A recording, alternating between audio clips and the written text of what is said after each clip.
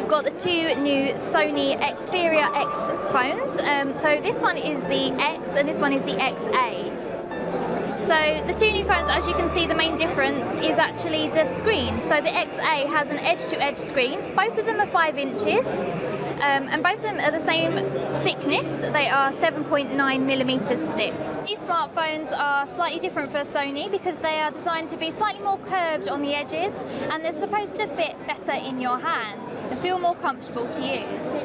They both have impressive cameras. The X has a slightly better camera at 23 megapixels on the rear, while the XA has a 13 megapixel camera on the rear.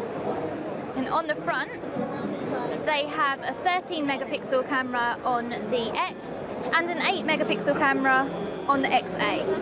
The XA has a 720p display, so it's HD, while the X has a full HD display. Both phones have up to 2 days of battery life thanks to the new smart features that Sony's brought in.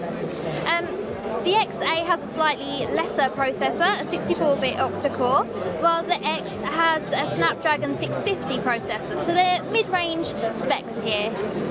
There is also another version of the X, which is called the X Performance, which has a better processor inside, and it's also waterproof.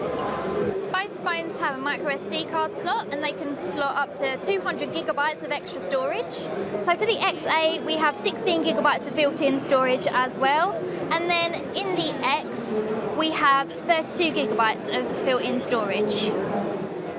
Both phones are running Android 6 Marshmallow, and they should be coming out in the summer of this year.